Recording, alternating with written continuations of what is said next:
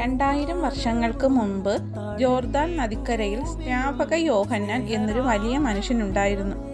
പാവങ്ങൾ കഴുകിക്കളയാൻ വരുന്നവരെ അദ്ദേഹം നദിയിൽ മുക്കി സ്നാനം കഴിപ്പിക്കുമായിരുന്നു.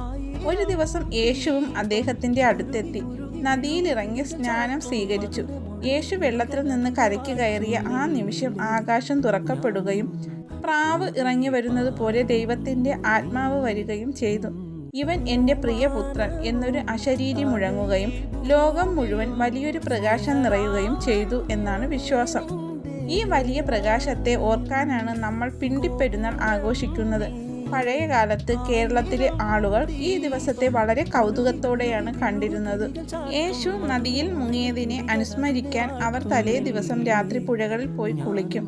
ഇതിനെയാണ് രാക്കുളി എന്ന് വിളിക്കുന്നത്. കുളി കഴിഞ്ഞ് തണുപ്പോടെ വരുന്നവർക്ക് ചൂട് പകരാനും വെളിച്ചം നൽകാനും വഴിയിൽ വലിയ തീപ്പന്തങ്ങൾ കത്തിച്ചു വയ്ക്കുമായിരുന്നു. കാലക്രമേണ ഈ പന്തങ്ങൾ മനോഹരമായ വാഴപ്പിണ്ടികളായി മാറി. മുറ്റത്ത് വാഴപ്പിണ്ടി നാട്ടി അതിൽ ഈർക്കിലുകൾ തറച്ച് മുകളിൽ ചെറിയ പന്തങ്ങൾ വെച്ച് കത്തിക്കും. കുടുംബത്തിലെ എല്ലാവരും ആ പിണ്ടിക്ക് ചുറ്റും ഓടി സന്തോഷത്തോടെ ആർപ്പ് വിളിക്കും. ദൈവം പ്രകാശമാകുന്നു എന്നാണ് ഈ വാക്കിൻ്റെ അർത്ഥം. ഇരുട്ടിനെ മാറ്റി ലോകത്തേക്ക് പ്രകാശം വന്നതിൻ്റെ സന്തോഷമാണ് ഓരോ പിണ്ടിപ്പെരുന്നാളും നമുക്ക് നൽകുന്നത്.